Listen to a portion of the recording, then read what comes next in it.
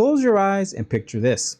It's 1991, and you walk into your favorite arcade, whether it be at the mall, a mom and pop shop, or your local 7-Eleven. Neon lights flicker the walls, and you just grabbed yourself a big slice of that pepperoni pizza from the food court. But in the middle of it all, there's one cabinet with a big crowd around it. You push your way through, and everyone's eyes are glued to the screen, and it is intense. And then you hear these famous words,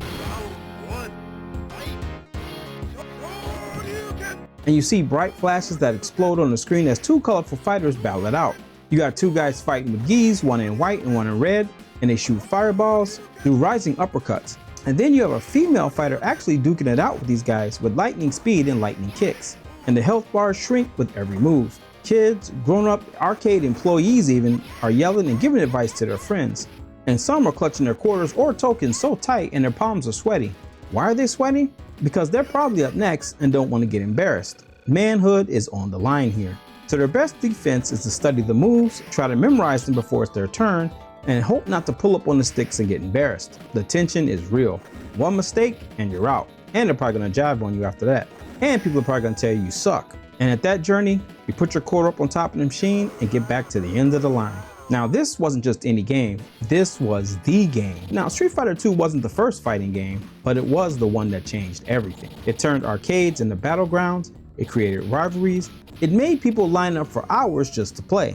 And it didn't just stop there. It helped build a whole new world of competitive gaming. Today, I'm going to take you on a trip back in time to see how Street Fighter II was made. We'll meet the people behind it, we'll see why it became such a huge hit, and we'll find out why, even decades later, people still love this game. And even though this video is strictly Street Fighter II, we will visit some of the incarnations of the game as well. So grab some snacks, buckle up, because we're about to dive into an incredible story of the game that defines an entire generation of gamers. This is the story of Street Fighter II, the fighting game that changed everything. So let's go back to the late 1980s. Arcades were loud and crowded places full of blinking lights, beeping sounds, and excited players. Kids and teenagers lined up with pockets full of quarters or tokens, eager to play the latest games. Back then, Capcom was a Japanese video game company that started to make a name for itself. In 1987, they wanted to try something new. They came up with an idea: what if you could play as a martial artist, travel around the world, and fight different opponents in a one-on-one battle? That idea became Street Fighter the original, the very first game in the series. In the game, you could choose between two characters, Ryu, a serious martial artist from Japan, and his friend Ken, a fighter with blonde hair from America. You travel to different countries and challenge powerful opponents with unique fighting styles. The game even lets you do special moves, like the famous Hadouken, a fireball you could shoot from your hands if you did the secret combination of joystick and button moves. And this was a big idea, but there was a problem. Street Fighter 1 was really hard to play. And if I'm really being honest with you here, guys, it sucked. The controls were hard and difficult to use, very unresponsive, and most arcade cabinets used a joystick and 6 buttons.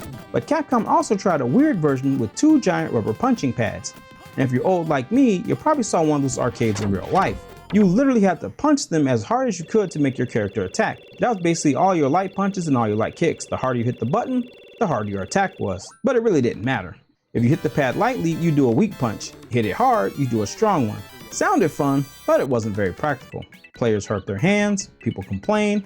Players even complained that the punch pads broke or didn't work right. Even with the joystick version though, special moves were very hard to pull off. You had to do precise motions, and when I say precise, I mean precise. And many players just couldn't figure it out. Because there was these issues, Street Fighter didn't become a huge hit. It sold enough to make a little bit of money, but it wasn't the blockbuster Capcom had hoped for. Still, something important happened. Capcom realized they had discovered something special. Now, even though the game sucked and wasn't perfect, players liked the idea of one-on-one fighting matches with flashy moves and memorable characters. They loved the competition against their friends, even though you can only pick Ken and Ryu. So Capcom knew they were onto something, they just needed to make it better. So while the original Street Fighter was only a small success, it planted the seed for what will become one of the most famous video game series of all time. In the years that followed, Capcom developers would think hard about how to fix these problems of the first game. They wanted smoother controls, better characters, and fights that felt fair and exciting. They didn't know it yet, but they were about to create a game that would change arcades forever. Now at the time, one of their biggest successes was Final Fight, a side-scrolling beat-em-up game where you could walk through the dangerous city streets, punch enemies, and rescue a kidnapped girl. Players loved Final Fight because it was full of action, had cool characters, and looked great on arcade machines. Capcom did notice something important though. Players really enjoyed fighting games with one-on-one battles. Even though the first Street Fighter game had come out in 1987, it wasn't perfect. The controls were horrible. So Capcom developers sat down and talked about what made games fun, and they realized that players loved one-on-one fighting matches where you could show off your skills, characters with unique personalities and fighting styles, special moves like fireballs, flying kicks, things that felt powerful and exciting. So Capcom's mission? Take Street Fighter 1 and turn it up to 11. They turned to a young but talented designer named Akira Nishitani, who had worked on Final Fight and understood what players wanted. The team asked him to figure out how to make a sequel that was better in every way. Nishitani had a bold idea. He asked himself, what if players could choose from a lot of different characters and not just two, and give each one their own fighting style and moves? Now this was huge back then because fighting games back then didn't offer much choice. Usually you could just pick one or two characters, or sometimes you were forced to play as only one character. Nishitani wanted players to feel like they were picking their favorite fighter and not some generic 1 and 2 player character with the same moves. He imagined a roster of fighters from all over the world, a Japanese karate master, an American military brawler, a Chinese martial artist, and many more. And each fighter would have their own special moves and animations. This would make the game feel more colorful, more fun, and way more interesting to play over and over. And Capcom loved the idea. They wanted Street Fighter 2 to be bigger and better than anything they had ever made before. It needed to stand out in a crowd of arcades, grab attention with bright graphics, and keep players coming back to master every character.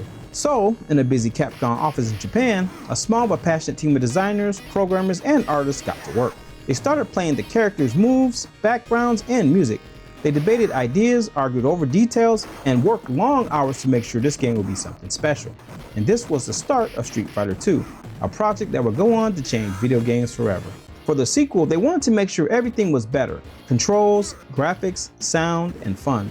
So over the next few months, they tested moves and animations over and over again. They sat in small rooms with joysticks and computers, tweaking every punch and kick. Their goal was clear: the controls had to feel perfect, not like the clunky ones in Street Fighter 1. Players needed to feel like their fighter did exactly what they wanted with no delay or confusion. But it wasn't just about the moves, it was about making them fun. Special moves had to be easy enough to learn so new players could do them with practice. But they also needed to be tricky enough to master, giving expert players the edge in battles. Moves like the Hadouken and Shoryuken became famous for that balance. Now, moving forward, I'm just going to call the Hadouken a fireball, and I'm going to call the Shoryuken an uppercut, to simplify it. The designers also worked hard on game balance. They didn't want one character to be too strong or too weak. They tested fight after fight, making small changes to the damage, speed, and reach. And this tried to make matches feel fair and competitive. Now, as far as balance with Street Fighter 2, I'm just going to be honest with you. This was kind of like making that first waffle, or first pancake, the first one's kind of bad. I mean, this was actually an excellent game and one of my all-time favorites. But to say that this game is balanced, no, this game is broken. And we'll get into that when we talk about the characters. We'll talk about some of the broken things, and I will show you some of the broken things that I'm talking about.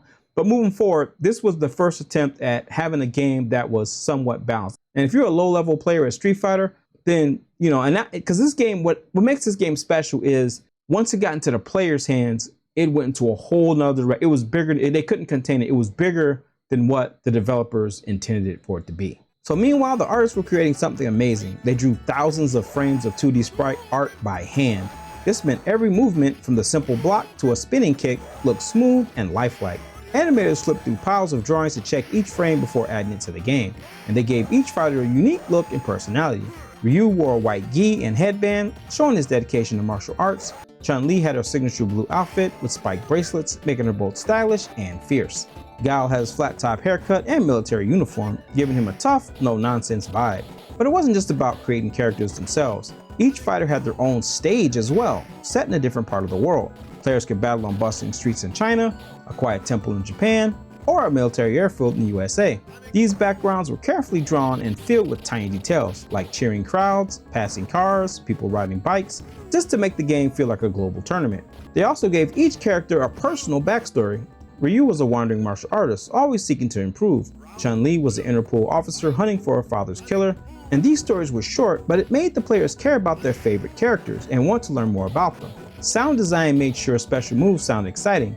Now, the sound in this game is even still debated by years of what they think something should sound like. So when Ryu yells Hadouken, it kind of sounds clear and it sticks in your head even after you left the arcade. Now, to be fair, this was their first attempt, and audio chips and boards didn't sound as good as they do nowadays, but certain moves were pretty common, like Sonic Boom. You know he's saying Sonic Boom. A laugh is universal. Now, the game says Tatsumaki-sen Pyukaku. That's Ryu and Ken's hurricane kick. But what I heard was, yeah, that sounds nothing like Tatsumaki-sen Pyukaku. They would later on improve it as newer versions of the game came out. But yeah, so I had no clue. I don't even speak Japanese, so I had no clue what they were talking about. And it did not sound what they said earlier. And there have been tons of running jokes of what people think Street Fighter 2 characters are actually saying, especially with the hurricane kick. But that's just an example. But hey, I'll give them props because even though we couldn't understand it as kids, it still lives on in our brains to this day. So finally, after all this hard work, in 1991, Street Fighter 2 The World Warriors was finished and sent to the arcades. And it was more than just a sequel, it was a revolution. Kids lined up with quarters in hand, waiting for their turn to prove they were the best at the game. And arcades buzzed louder than they had in years with sounds of battles, a whole ton of trash talk. Now, when Street Fighter 2 first appeared in 1991, it was a massive hit. And after just a little bit of time, kids, teenagers, adults, females, males, anybody ran to the arcade to play that game. It was that popular. Now, what kind of people played Street Fighter 2 back in the day? Well, when it first came out, I mean, you had everybody play it. You had, and it didn't matter if you were black, white, Hispanic, Asian, you played Street Fighter 2. And it didn't matter if you were like a cool kid, a jock, a nerd, whatever. You played some Street Fighter 2, male, female, whatever. And you'd be surprised. What made Street Fighter 2 so cool was you'd see somebody that's like, yeah, this guy don't play, and they'd be actually pretty good at the game. Just me personally, I saw I was in high school at the time. I was in 11th grade when Street Fighter 2 came out, and I saw the security guard from my high school. He was up there playing the game, you know, this full uniform and everything. You had grown-ups playing it. You had people take their breaks, you know, worked on the mall. They take their breaks and come play it. Dude, everybody played that game. And arcade owners quickly realized they couldn't just keep up with all the demand. They were making so much money hand over fist from the game that they actually ordered extra machines just to handle the crowds, or even a whole wall dedicated to Street Fighter 2 cabinets set up side by side. And there were still lines of kids waiting for their turn on all those machines. Now, to be honest, in the very beginning, the game wasn't even designed for combos. And that's one of the reasons why in Street Fighter 2, the first couple of games, when you hit somebody, each punch actually registers as the full damage. Because at the time, combos weren't made to be in this game. People just kind of put them together. And that's kind of how, in some ways, people could say the combo was born, in a sense. But the game didn't recognize it as a combo. It recognized it as it just scaled the regular damage for actually getting hit. So you can actually do those jabs, and all your jabs won't scale like in modern fighting games do. Or if you hit like a bunch of, as many times as you can hit the person, the damage is going to be 100% of whatever the attack is every time. So combos were kind of made up in this game by pieced together special moves and regular moves. And also the things they kind of did back in the day were primitive. And today they actually got names for what was happening back then, like frame data, recovery time, zoning. All those things did happen in Street Fighter 2, but most people really just didn't have a name for it right off the bat. It was just kind of like, and even at times, I picked Ryu all the time. That was my favorite character. And I was zoning at the time, throw the fireball, and then when they jump, uppercut them out the air. But at the time, that was just a given strategy. We didn't have a name for it back then called zoning. At least in the Midwest, we didn't at the very beginning. Over time, you know, when people started to figure out the game, they started labeling these things. But in the very beginning, it was just a strategy. And people would travel for Street Fighter 2. So for example, for me, we had a routine we'd run. I was actually pretty good at the game. Me and my homies were actually pretty good at it. And so we'd beat everybody locally, like in our local town. And then we'd travel a couple of towns over and just see what the new competition was there. Because the cool thing with a fighting game, especially at the time, every arcade played Street Fighter 2 different. Like you had different specialists. So for example, if you had Blanka, you had Dhalsim, and a lot of people didn't pick him in my arcade, but you go maybe over and cross over in Illinois, and then you might have a Dhalsim specialist. So a character you think sucks might actually be pretty good. Now, one of the biggest reasons Street Fighter 2 became so incredibly popular around the world was because of its amazing cast of characters. So beyond it being punching and kicking, it was also about personality, backstory, and style. And for the first time in a fighting games, players could choose from 8 completely unique fighters, each with their own country, look, fighting style, and special moves. And this made the game feel like a true world tournament where every character had a reason to fight. Kind of remind me of Bloodsport in some ways. So let's go ahead and get into these iconic warriors. First, we'll start with Ryu, the disciplined Japanese martial artist. Now, Ryu was from Japan, and he was the poster boy of this game, wearing a simple white gi and a red headband. He wasn't too flashy, but he was serious, calm, and focused on becoming the strongest fighter. Ryu's goal wasn't to hurt others, but to understand the true meaning of the battle. His special moves like the Fireball or Hadouken, a blue energy fireball, and Shoryuken, rising uppercut, became legendary. And players loved Ryu because he represented dedication and skill. Now, Ryu for me, he's just like Ken in this game. This is the only game where Ryu and Ken, except for Street Fighter 1, if you want to count that game, but as far as Street Fighter 2 series and onward, this would be the only game where Ken and Ryu would be basically carbon copies. There were some differences though. One was Ken's throw was different from Ryu's. Ken would grab you and kind of hip toss you and roll with you and throw you, and Ryu's was just he'd get on his back and just flip you. And there was a glitch with Ryu where I think it was because this game did have a lot of glitches, and we'll talk about that in a minute. But one of them was Ryu's, I want to say it was something with his spin kick. I don't want to lie to you guys, but it was something with if he hit you on one side of the screen where he's faced into it, he took a little less damage. I have to research that, but other than that, those two characters, Ryu and Ken, were identical. And Ryu's main gameplay here was, this is probably the weakest version of Ryu, in my opinion. His fireballs were they were fast, but they weren't super fast. And the Dragon Punch didn't hit. It did have full invincibility, so that was a good thing that made him powerful. But outside of that, the Hurricane Kick was slow and it didn't knock down. It kind of just you could actually get hit with it once and duck under it. So it wasn't the best version of Ryu, but Ken played pretty much the same. The computer version of Ryu was more calculated, didn't just throw out crazy moves, and was more dedicated to the fireball. And that would play on later on in Street Fighter's history. Ryu would be known for the fireball, and he would use his Dragon Punch, but his would be more, instead of arching out like Ken's, it would just be up and down. But in this game, they were identical. Next up, we got Ken, the flashy rival and best friend. And Ken masters Ryu's best friend and fierce rival.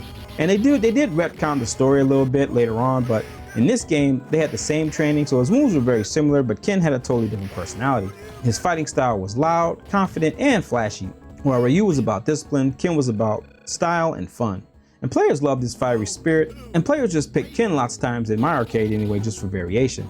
So back in the day, I remember reading in the EGM magazines and stuff like that, they called it Berserker Rage, and Ken was basically, that's when he souped up his uppercut in later games, but at the time, he would Shoryuken or Dragon Punch like, 5 times in a row. He did the Hurricane Kick, no strategy at all, just trying to overwhelm you with strong, powerful moves. So their arcade, they did have differences in the way when you fought them, kind of like the same thing. And a big part of that would be also, I think, World Heroes to take a page out of Street Fighter 2's book with the same thing with Hanzo and Fuma ninjas. Same thing. Next up, we got Chun-Li, and the first female fighter in video games. Now, this isn't 100% accurate. Chun-Li was groundbreaking at the time. She was the first female playable character in fighting games history, but she wasn't the first female fighter. I want to go back and reference Flying Dragon for the NES. There's a chick on there called Min Min. If you ever played Flying Dragon, it's kind of like Street Fighter in some way, a little bit like Street Fighter, but it's more like Shanghai Kid arcade version. But basically, there is a female fighter in that game. It looks a whole lot like Chun-Li. I'll put a picture up for you real quick. But going back to Chun, she is a Chinese Interpol agent seeking revenge against the villain in Bison, who killed her father. Chun-Li wore a signature blue Kaipo dress and spiked bracelets, and she was famous for her lightning fast kicks. Many players picked her just to see her amazing spinning bird kick and to play as a strong, determined female hero. And Chun was kind of like, and it was kind of cool to see her. I mean, she was just like, had legs that wouldn't quit. And I really love her design. I mean, she was just very unique at the time, had those lightning legs. And that's all I'm gonna say about that. Chun was cool. And her fighting style was more rushdown. At the time, we didn't have a title for it, but rushdown character. Her thing was, she had great air superiority as well. And she had mad priority with her medium kick or jumping medium kick.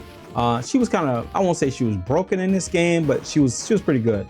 As far as tiers go as well, Ryu was pretty good. Ken was pretty good. Chun-Li, she was pretty good in this game because the damage was so high, and she had mad priority. She had an air throw as well.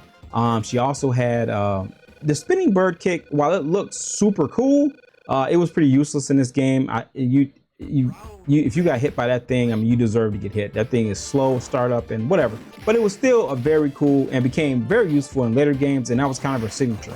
She did not have a fireball in this original version either, so you could zone her pretty easy, and she had a real floaty jump. And these things would come back later and kind of take away, but at the time, I mean, people weren't uppercutting out the air or countering, so at the very beginning of this game, she was super strong. Next up, we had Guile, a perfect tough guy American hero, and he was infamous for his blonde crew cut, military uniform, and personal mission. to avenge his friend Charlie, who was killed by Bison. Now Guile was cool and no nonsense. His special moves were the sonic boom, with super fast recovery, and the flash kick, an acrobatic backflip kick. And players loved his attitude and powerful moves that could keep opponents away. Now, as far as Guile goes in this game, Guile is broken in this game for a few reasons. Now, one, his jab is like ridiculous. I mean, this thing can re-dizzy you, but if you got fast hands, you can re-dizzy somebody with just his jabs alone. Then his sonic boom has incredible recovery, so he can actually win firefights, at least come out more. And that was the cool part of this game as well. When the game first came out, obviously everybody thought Ryu had a better zoning game than Guile, and some could still argue that, it depends, but for the most part, in modern times, Guile's zoning game is what he's known for. That's what he does, just a zoning gameplay. And when I say zoning, what I mean is just stay back and just keep throwing plasma, keep throwing sonic booms. So in this game he could do it as well, and when people finally figured out Guile's potential, he was just straight broken. I mean, this character, he decimated Ryu in the Fireball game, and his recovery was just too good in this game. Those jabs made him broke, and he could stun lock you in the corner where instant re-dizzy combos and everything, but we didn't know that at the time. But yeah, Guile was super strong in this game, often known as World Warriors Guile. He was just, and now coming to play later on when we look at some of the other games. Next up, we got Blanka, the wild man from Brazil, and Blanka was one of the strangest and most memorable characters in the game. He was green skinned with orange hair. I have to definitely say probably some inspiration from the Hulk, living deep in the Brazilian jungle after a plane crash. He survives by learning to fight like an animal, and he could bite, roll into a ball, and even shock enemies with electricity from his body. And Blanka's stage was featured in the Amazon rainforest, adding to his wild, exotic vibe. And some could say he was kind of weird, but that's just why fans loved him. Now, as far as Blanka's playstyle, again, another rushdown character. What made him cool was he had that ball attack, and he had great anti-airs. That slap when you just put the hands like that had mad priority. He was another one like Chun-Li that had but his jumping art was, in my opinion, much better than hers. It kind of went up and down pretty quick, and his medium kick and crouching medium kick could re-dizzy you instantly. It was broken. It was a broken move. And there was a lot of broken moves. And this was probably one of the worst, in my opinion, worst version. This is probably the worst version of Blanka. This probably is the worst version of Blanka in any game for a number of reasons. One, there was a programming glitch where he rolls into his ball, and when he comes forward at you, when you punch him out of it or do any attack, it takes double the damage. So that's not good. And also on top of that, he had this move where you got close to the person, you push punch, he'd spin around and slap him and spin around again, and that thing just got you in trouble. So if somebody jumped over you and crossed you up, and when I say crossed up, what I mean is if they jump over the character, if I'm looking this way and you jump over me and you attack, I gotta turn this way to block. So if you crossed me up, I would throw that move out if I tried to anti-air, and it just got you in all kinds of trouble. Also, for the simple fact that in this version, all characters with lightning hands, any kind of like piano actions you gotta do to get their lightning hands or rapid kicks or Honda's 100-hand slap, it was super slow, and it was super hard to pull off in this version. I mean, it would come out, but it'd take a long time. They would improve that later on. But other than that, Blanka had stupid priority as far as just his kicks and everything. So yeah, Blanka was still a very good. At the early level and lower level of gameplay, Blanka can be a beast, but as the higher up you get, you can kind of shut him down, at least in my opinion, in this game, but still a pretty good character. And next up, we got Dhalsim, the mystical yoga master from India. And Dhalsim was a wise, calm, and deeply spiritual. He came from India and was a yoga master who fought not for fame, but to help his village. Dhalsim could stretch his arms and legs impossibly far. I mean, you can't do that in real life. And that let him attack from a distance. He also breathed fire. Dhalsim's design showed players a mystical side of fighting that felt ancient and powerful. Now, as mystical as Dhalsim was, in this version of the game, he sucked. And he would get his redemption in Super Turbo, but in this version, this is probably, in my opinion, again, the worst version of Dhalsim. For one, he's slow. I mean, his priorities not that great in this game. His Yoga Mummy and Yoga Spear can only go, I think you can only do it at the highest point, and it's not as versatile. And I don't even know if you have a medium version of it. I'm not sure, but the priority is not good on it. The speed's not good on it. And he just kind of sucks in this game. He would get better later on and become broken himself, but in this version, you can shut him down. And just to talk about Dhalsim real quick, he is a zoner as well with fireballs. His fireballs are pretty slow in this game, and they don't do anything fancy. And he does have the Yoga Flame, but it would get better in later iterations. But he is a zoner. His main, when I say zoners, what I mean is their main goal for playing a zoner is to keep your opponent out and just spam whatever attacks you have to kind of whittle down their energy and keep them at a distance. And that was his whole game plan. I'd say as far as zoners, he's probably, in my opinion, Guile kind of, because you can, in Street Fighter 2, you can play Guile aggressively. In this version, Dhalsim, he's probably, and I think zoner, he's probably the OG of zoning. I get Dhalsim's a zoner as well, or I'm sorry, Guile's the zoner as well, but I think zoner in this game, I think Dhalsim, because that's all he can do. You're not really gonna, in this game, charge in with Dhalsim. He wouldn't get that ability till later on. So he wouldn't get that legit until later on. Next up, we got Zangief. And Gief's the mighty Russian wrestler. He's gigantic, muscular man with a thick beard and red wrestling trunks. He loved his country and trained with wrestling bears in Siberia. Now Gief was all about power moves, grabs, throws, and signature spinning power driver. But he was virtually unstoppable up close, and I'll tell you why in a second. He represented the strength and pride of Russia, making him a favorite for players who like grappling and heavy attacks. Now, Gief, in my opinion, in this game, he's busted, okay? He's probably the most broke character in the game. And the reason being is because he has, it's weird, this game is full of glitches. So what makes him broke is not the fact that he's just so good, it's the fact that once he gets a knockdown, if the person does everything they're supposed to correctly, who's controlling Zangief, they can win the whole round. Basically, when they knock you down, they stand over you and push that little light knee. And for some reason, you go into a blocking animation automatically. You can't even dragon punch out of that or anything. It just registers. And then once it registers, you can hit the 360 motion and you'll instantly grab them. Because it wasn't before where they kind of spaced out the grab and kind of changed the frame data on it. It was just, everything in this game was almost instant. So yeah, you could do that and just keep them in a trap where you knee them, they block, and then you 360 them. And that's pretty much made him broke. Now, if you couldn't 360, yeah, Gief's pretty much sucks in this game. But one thing I will say about Gief, that I don't know why they did it, but in later iterations, in this version, I think this version right here in Champion Edition, he has the most slams he has. He has and you can see a lot of the slams he's got. He has that overhead snatch throw. He has the pile driver. He has a spinning pile driver. He has a back suplex. He has a forward suplex. I mean, he has a ton of moves. And over time, they kind of get away from that, you know, but they do give him a green hand later, but that's later. So, but Gief overall in this game, if you do the knee and 360 pattern, he's awesome. If you don't do that, he sucks. So that's Zangief. Next up, we got E Honda, the proud sumo champion. And E Honda was a sumo wrestler from Japan with a giant body and traditional sumo face paint. His mission was to prove sumo wrestling was the strongest martial art in the world. He could slap his opponent super fast with his 100-hand slap and dive across the screen with his flying headbutt. Honda's bathhouse stage and powerful moves made him a memorable choice. So E Honda in this game, I mean, he's strong, super strong, kind of slow. This is probably, again, maybe the worst version of Honda for the simple fact that he wouldn't get better moves till later on. His priority is okay, but his headbutt is super slow. I mean, even the fast version of it is super slow.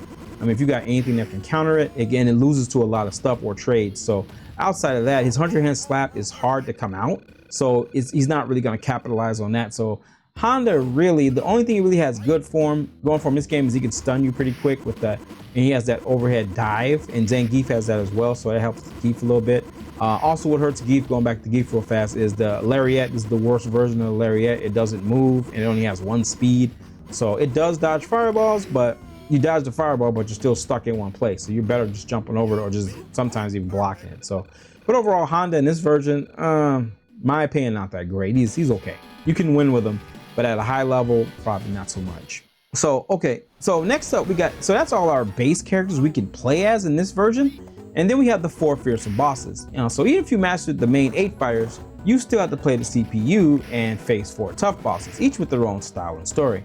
Now, first up, we got Balrog, the brutal boxer, and in Bison in Japan, in the US, called Balrog, and I'll explain that later why that's the case.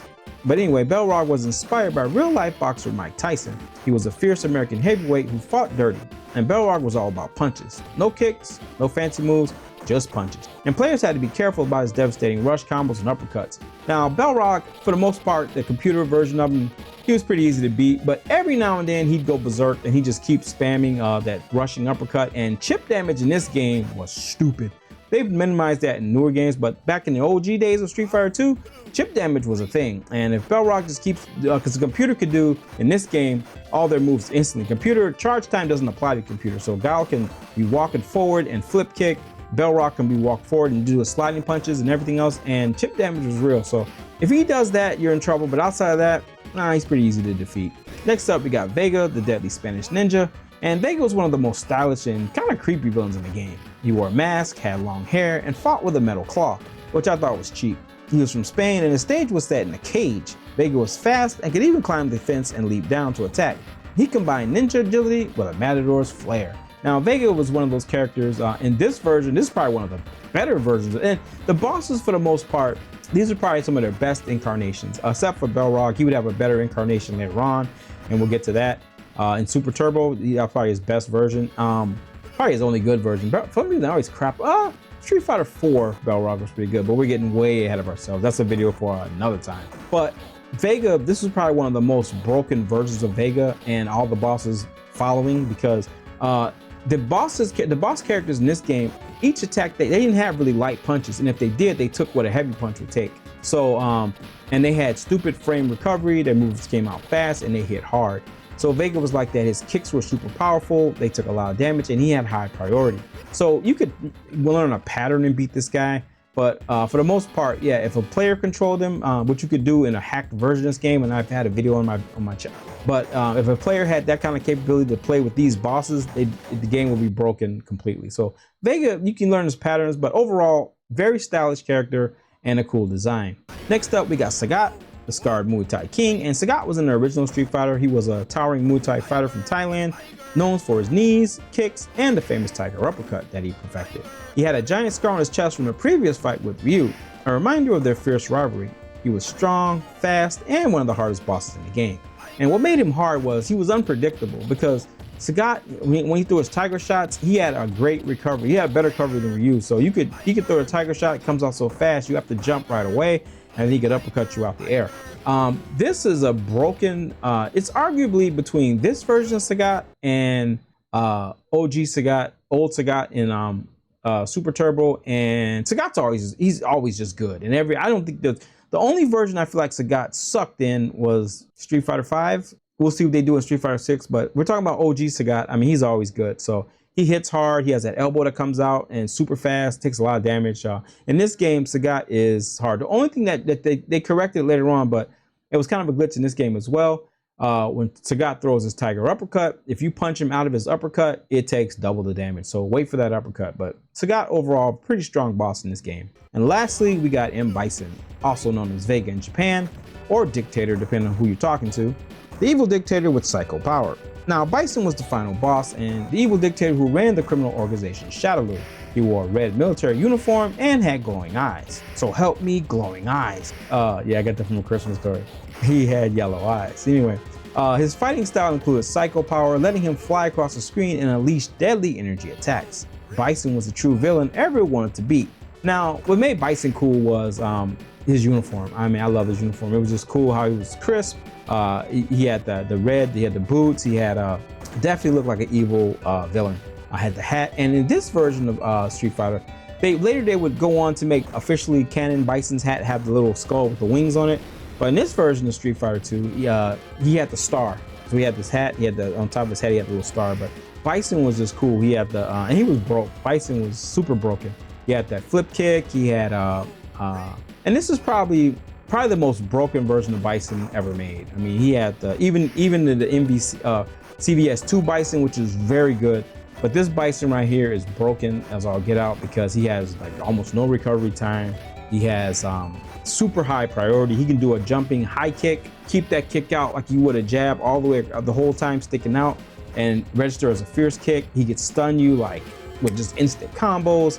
The only thing he lacked that got better over time was his Psycho Crusher. I mean, this version of Psycho Crusher kind of sucks, and when you hit him out of Psycho Crusher, it takes double the damage. So it's super slow on startup. He gets down real low, and it's worthless in this game. But outside of that, just his normals alone makes him unstoppable. So yeah, and definitely Bison could until you figure out his patterns, he's gonna have you at continuing over and over and over. So strong boss character, very cool design. Bison was just cool. Now in Japan, the bosses had these names, and Bison was the boxer with fast punches, modeled after Mike Tyson himself, and that's where the M came from. Balrog was the Spanish claw-wielding matador.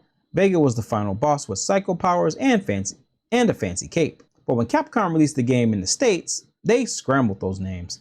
the boxer became Balrog, the claw fighter became Vega, the final boss became Bison. Now why would they do something so confusing? Turns out they're worried about getting sued, and I can't blame them. Bison sounded way too much like Mike Tyson. And since the boxer looked a lot like Mike Tyson, Capcom feared they'd get in legal trouble. So they did a 3-way name swap to keep things safe. This switch confused players for decades.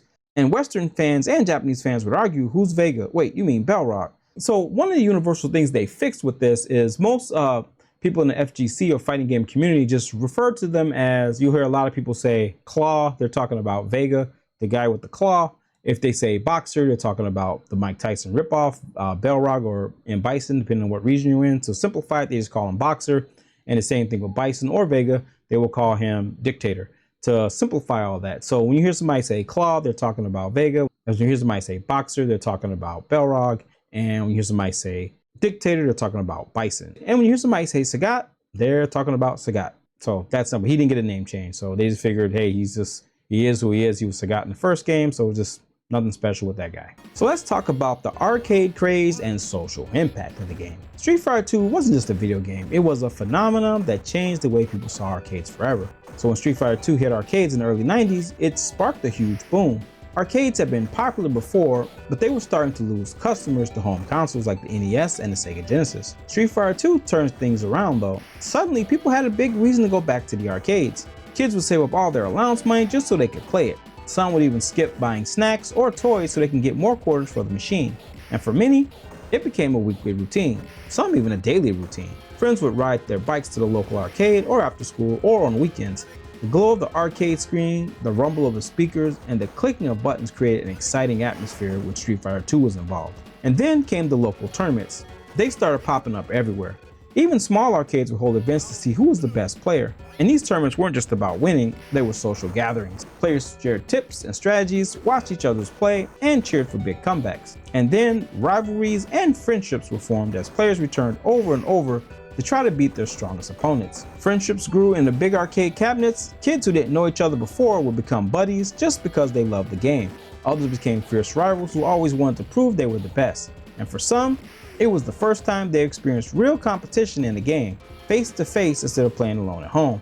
Now, as good as that sounds on paper, Street Fighter 2 can be dangerous. Luckily, I was like a junior in high school, so I was not a grown up yet, but I was knocking on a grown up's door. Kids, yeah, if you were a good kid back, and you can even be an adult, and if you keep doing the same tactics over and over and get labeled as cheap, some people are sore losers. Best case, they'll just call you an a-hole or something like that. Worst case, you might catch a beat down. I mean, that's just how it was back in the day. Or, you had to have thick skin to play that game. And that's just how it was back then. I mean, people took that game so serious that you beat them and you start talking trash, man, you might get your butt whooped when you walk outside the arcade. It was that serious. Not like today's FGC where it's kind of, back in the day, they called it Grassroots, and that's what it was. It was just some dudes playing a game, and they came from all walks of life. So it might not be, because I've seen it myself. Not so much somebody get beat up, but I've seen people talk smack, and then a stranger comes in there, and they beat him, and he looks kind of tough. You don't say nothing. I've even seen people throw matches in Street Fighter so they wouldn't make this guy mad. I mean, it was that serious. So there was no training wheels or nothing like that. It was just you, the opponent, and the machine. And if this was a tough guy playing and he wasn't that good and he was getting mad, you might do better just to let him, throw that match and just walk off. I mean, because yeah, there's some sore losers out there, but that's how it was back in the day. That was the arcades. And it wasn't just in the US either. I remember, if you know anything about fighting games, and even if you don't, you do know who Daigo Umehara is. And he told a story one time, Daigo, probably one of the best fighting game players ever. If he's my favorite, he's the GOAT in my opinion. But, he said that he had the same thing where he played a game with somebody, and you can find it on YouTube, him talking about this event. He played a game with this guy, older kid, over in Japan, and he kept beating the dude over and over. And this was young Daigo.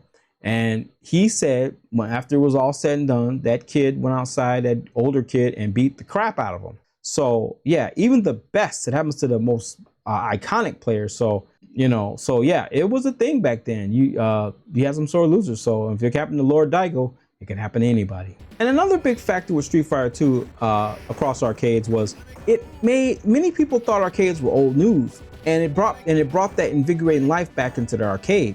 And I mean, it created a shared experience. Anybody could jump in and play. Anybody can challenge a friend, face a stranger, or even make a new friend along the way. I mean, the game just didn't entertain people, it brought them together. It transformed local arcades into community hangouts where people of all backgrounds could connect over the love of fighting games, much like they got today. And Street Fighter 2 is definitely one of the reasons why the early 90s are remembered as the golden age of arcades. And Capcom through this whole event was very smart about listening to their fans. Instead of just releasing one version and forgetting about it, they kept improving and updating the game based on feedback from the players and arcades all over the world. Here are some of the major updates they released. First up, we got Champion Edition, and this version actually let players choose the 4 bosses, Balrog, Vega, Sagat, and then Bisons, and fans loved getting to play as the villains they had fought against so long. Now, some of the changes with Champion Edition, I'm not going to go over all the changes, but for one, they did kind of help the damage. They did tone down the damage a lot in this game because in Street Fighter 2, the original, I was called Vanilla Street Fighter 2, the damage was off the charts, okay, and there was some glitches. Now they fixed some of the ones where when you hit like Blanka out of his Blanka ball, it doesn't take a whole, it takes what a regular punch would take. Same thing with Sagat. And the bosses, they toned them down big time. I mean, because remember in Street Fighter 2 Vanilla, they were like broken. And here, I feel like in Bison is still broken, but the other ones play a little more, they toned it down. So like actually Sagat, some of his changes would be like his elbow. Now it's actually a meaty jab as opposed to being just a fierce like it was in Vanilla. In Bison, he actually has a recovery frame. He does his slide. He actually has a recovery frame. He looks at the screen, makes that goofy face. And they did improve his Psycho Crusher, and that's what breaks Bison in this game. He's still super fast, but it took a lot of his priority away and so forth. And this would be the first time as well where they would change Ryu and Ken. Ryu would have better fireballs. Ken would have a better Dragon Punch. The Hurricane Kick depends on who you ask. I'm a Ryu fan, so I do like the knockdown factor with Ryu's Hurricane Kick. Ken's would just hit like an egg beater and hit like multiple times. And it could be cheap. Like if you timed it just right when the opponent got up, if you timed it where you were right, or if you meted the opponent, you could actually hit him like a couple of times real fast and almost stun him again, you know. So yeah, that Hurricane Kick did have its purposes, but I feel like Ryu's, in my opinion, was better in this game, but it's debatable. Also with Champion Edition, they would change some of the sprites. So one you can notice is when Ryu sticks his hand up, he has that goofy face on, which is endearing to me, but that goofy face with mouth super big on Vanilla Street Fighter, but when he does it on this one, he looks a little more stoic in the face. So they did make some graphical changes as well, and some of the priority and recovery. So they did balance the game really well. I mean, still some broken characters, but it's a lot better than Vanilla Street Fighter 2. Next up, we got Hyper Fighting, and this update made the game much faster. Players wanted a more intense experience, and Capcom sped things up and also tweaked the moves for better balance. And this, in my opinion, if you're just taking the Street Fighter 2 CPS 1 version of the game, and I'll talk about CPS 1, CPS 2 in a minute, but the CPS 1 versions of the game, I feel like this is probably the most, this is definitive edition of Street Fighter 2. They had a great speed to make the games a lot more intense, and they continued to balance the characters out. Now, if you'll notice, I'll show you real quick, Bison in Street Fighter 2 Champion Edition, this move is broken. It hits anywhere from 5 to 6 times of chip damage when you block it. In Street Fighter Hyper Fighting or Street Fighter Dash, if you will, depending on which region you're in, this version, it hits 3 times. Okay, so it makes it a lot more fair than Bison stun locking you with the Psycho Crusher. So, and there was other changes like that as well to across the board to the characters. So a lot of characters did get love, but we're talking mainly about Street Fighter 2. So we're gonna move on. Next up, we got Super Street Fighter 2. Capcom added 4 brand new characters: Cammy from England, Fei Long from Hong Kong, DJ from Jamaica, and T-Hawk from Mexico. And each of them brought unique fighting styles and moves, giving players even more choices to pick from. Now, Super Street Fighter 2, in my opinion, is a very good game, but I feel like this is probably one of the most overlooked out of the Street Fighter 2 series for the simple fact that it would hit the shortest window, in my opinion, of just being out, because it came out and it kind of, we were like, oh, it's good, but one of the things it did, it kind of slowed down the gameplay. Okay, so it went from hyper fighting where people were moving super fast down to a slower speed. But also on top of that, it did introduce a legit combo system now. So it actually would have a combo reader. It had a first attack, you get your first attack. It had the 4 new characters, but the game did move kind of slow. And on top of that, the music, they redid the music, and I think this was on the CPS 2 board, this one, and Super Turbo Street Fighter. So this was on a CPS2 board, so the graphics were a little sharper. The music was a lot better. I like the old school music better. That's just my opinion, but the new music was good as well. So it did bring a lot of new innovation to the game. So next we're going to talk about the final and definitive version of this game, which is Super Street Fighter 2 Turbo. And this version went further. It introduced super combos, special moves that could do damage when the meter was full, and the first appearance of a powerful secret boss and playable character named Akuma. And Akuma, or Goki in Japan, was much stronger and had devastating moves, becoming a favorite for expert players. Basically, he was broken. Akuma did not play nice with the Street Fighter 2 format. He did things that you just weren't supposed to do in the Street Fighter 2 world. And we'll talk about him real quick. And talk about some of the changes of Street Fighter 2 Turbo. Now, Turbo, I'll just call it Turbo moving forward. Turbo was like the definitive version, and this game is still played today at a high level. And there's so much lore with Super Street Fighter 2 Turbo. I mean, that definitely deserves a video of its own. But just to give you a quick, it's been around, since 93, 94, and I think 94, I can't remember, but I want to say 93, 94. And it's still played, at a high level to this day. And this was probably one of the first games that kind of introduced, back in the mid 90s, the OG FGC, the Valle era, the Valle era, the John Choi era, and stuff like that. It was like the OGs of fighting games. And this game kind of was the first one to be competitive at that level where people played. I mean, they had other tournaments in Japan, but as far as like mainstay of names we would know even to this day, this was kind of one of the first competitive games, and they basically broke the game.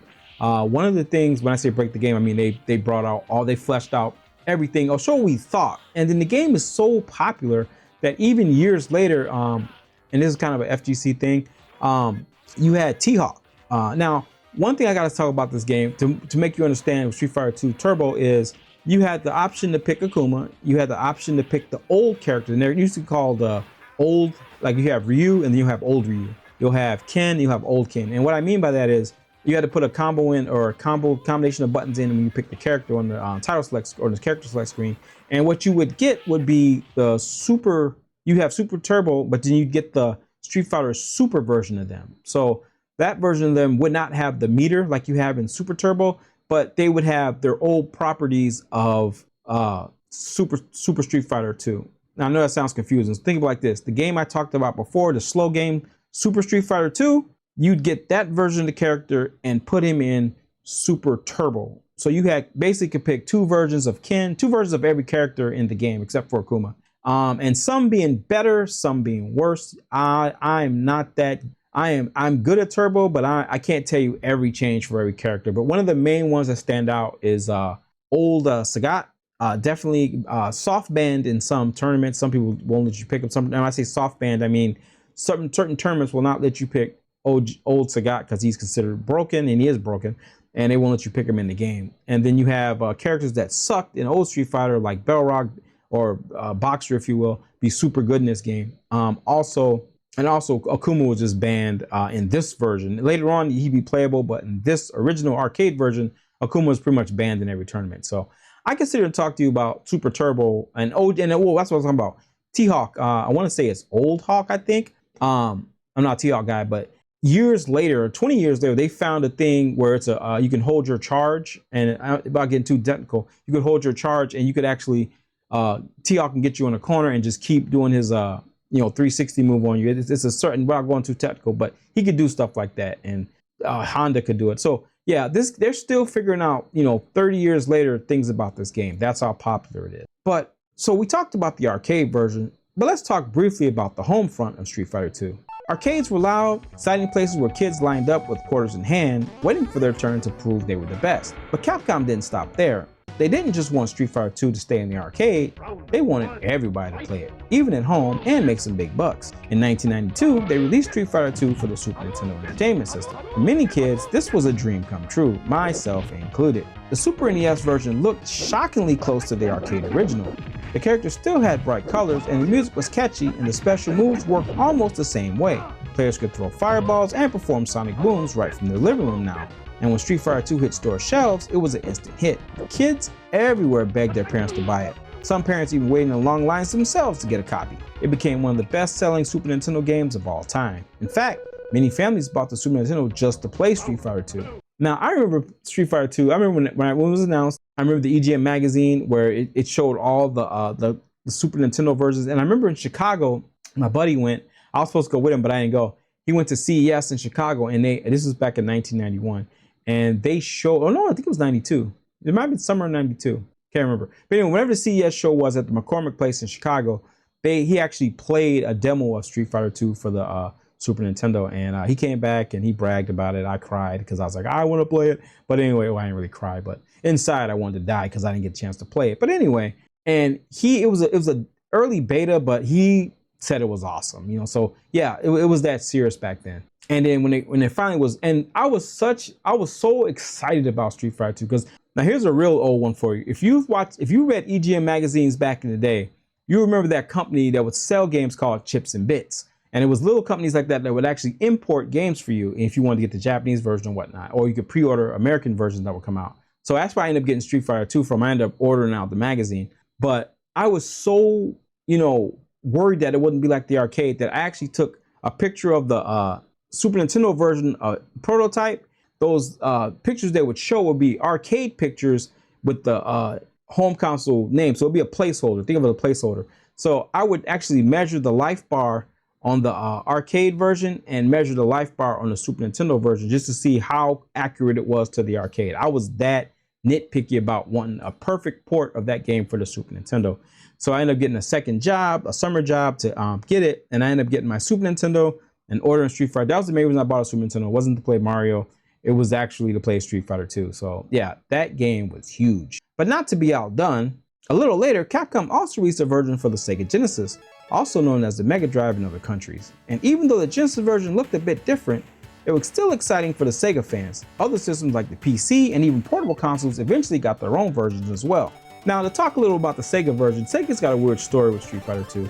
Okay, so originally there was two versions of Street Fighter 2 actually, and that's a video for another time as well. But just to make it real quick, when the Genesis version was being made, they outsourced it somewhere else. So basically, whoever made this Super NES version was not making originally the Capcom version or the Genesis version of it. And the Genesis version, there is a demo out there where you can play it. It's not complete, but it did, in my opinion, have some better things working for it than the actual version they would release. Like for example, if you play the Super Nintendo and the Genesis versions that we're used to, the near-death music just speeds up. But if you play this obscure Sega one, it changes. So like in arcade, you have the bass music, and when you're near death, the music changes. In the Super NES and the Genesis version, it just speeds up. But in this version, it actually changed like the arcade did. So I thought that was huge. It wasn't a bad game overall, but but the eventual version we got was, and what made the Sega version different and cool at the time was I forget what they called it, but basically it was Champion Edition. It had, but basically it added the bosses, because the original Street Fighter 2 for the Super Nintendo, you couldn't play as the bosses unless you had that crappy Game Genie code where the bosses looked like crap. Yeah, but initially out the box there was no code to play. You could play mirror matches with a code, but you couldn't play as the bosses. The Genesis version blew them out the water, because I remember seeing it again in EGM magazine where it says Guile flips into action. So the Genesis version had more animations than the original Street Fighter 2 did for the Super Nintendo. But Super Nintendo would come back later with Hyper Fighting Edition, and then it would have everything the Genesis version had, all the bosses and everything. Overall, I feel like the Genesis version was really good, but I feel like the Super Nintendo, just with the sound chips and the graphics, was the superior port of Street Fighter 2. Because they offered the same thing, but you could definitely get a good experience on the Genesis. That Genesis version was no slouch, but what it was awesome. I mean, I enjoyed playing it. So yeah, Genesis version was actually pretty good. It's just my preference is the Super Nintendo, but Genesis version, you could argue that it's just as good. So what else did Street Fighter 2 change? Well, it created a fighting game genre as we know it today, and it also inspired other competitors and rivals. Street Fighter 2 started a kind of an arms race in the arcade world.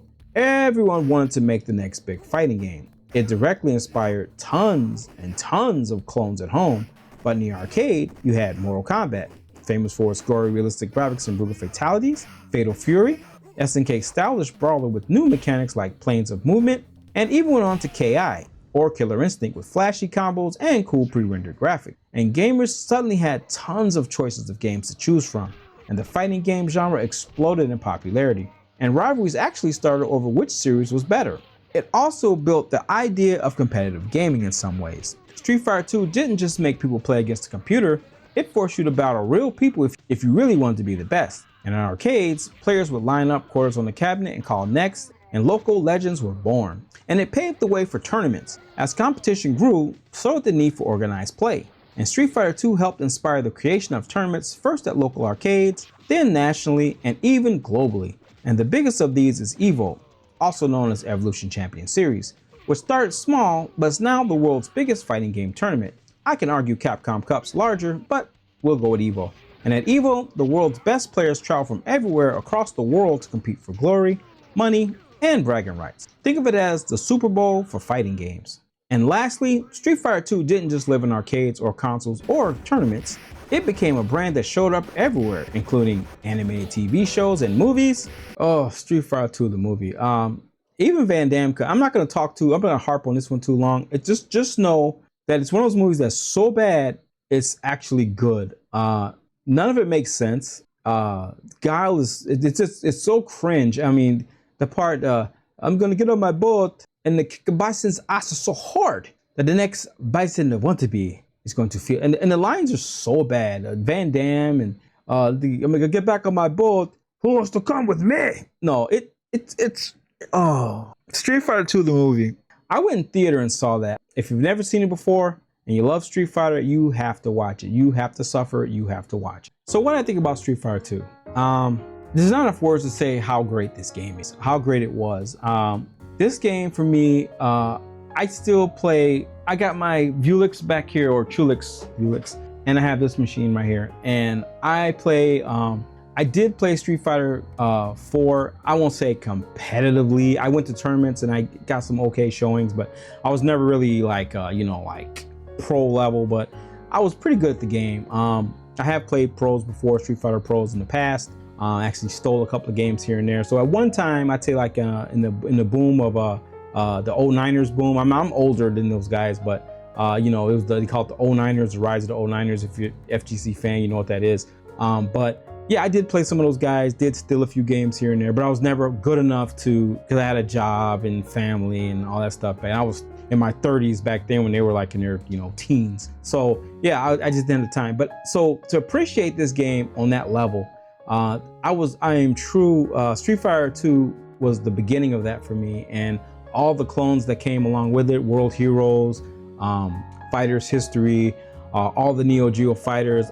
Fighting games is probably one of my favorites. And yeah, it's just, the game just did so much at the time. It brought people together from all walks of life. It had a killer soundtrack. I mean, the game just, to me, defined like, it gave you, you could be like just whoever, but it was a sense of pride if you were good at something. Everybody wants to be good at something. And I feel like if it was just Street Fighter, if you were good with a character, or you were just the best at your local arcade, or strong at your local arcade, it was an accomplishment back then. If you could, put a token up and stay on there for hours, and just, the friendships made through fighting games, the friendships made from the grassroots of it. Street Fighter 2 just had, I don't think the creators knew what they were creating at the time. They thought they'd make a good game, but they made like lightning in a bottle. And you can see right here, my machine is decked out for Street Fighter 6. I do play Street Fighter 6. I mean, if it wasn't for Street Fighter 2, I probably wouldn't have that machine. I'm like, what I did it for? Who's gonna play fighting games? But so it was a big impact for me. I'll never forget the fun we had and the experience in that time of the golden ages of the arcade. If you were around back then, 1991, 92, and 93, early 90s, Killer Instinct, Mortal Kombat, all those games, you got to thank Street Fighter 2 for those games. And if you lived it back then, it was a great time to be alive in the arcades. It was, I don't think we can ever recapture that. I can halfway do it with my arcade machine here and play online, but it's just not the same, shoulder to shoulder with somebody. The closest you're going to get is a tournament. If you go to a tournament, I usually go to Combo Breaker and Frosty Faustings. So that's the closest I get to playing in an arcade. But yeah, definitely a time to be alive. But yeah, I could talk all day about Street Fighter 2. So this video is super long as it is. So I'm gonna cut it right here. But guys, let me know in the comments your experience with Street Fighter 2. Street Fighter 2 is one of the games you had to act, you know what it is. Even if you don't play fighting games, you have to have heard of the game, and I'm sure you probably played it. So let me know your experience with Street Fighter 2. Are you like me, kind of like not a pro player, but you're kind of like you're a strong player, and you understand FGC terms, and you understand the or you can be an 09er where you just start Street Fighter 4 as your first game, which was still, in my eyes, the golden age of Street Fighter. Now, Street Fighter 2 is the golden age of arcades, but Street Fighter 4, for me, is the golden age of fighting games. And that, my friends, is a video for another time. So that's gonna do it for this one though. As always, take care of yourself, protect your inner peace. God bless you, and we'll catch you next video. Thanks for watching.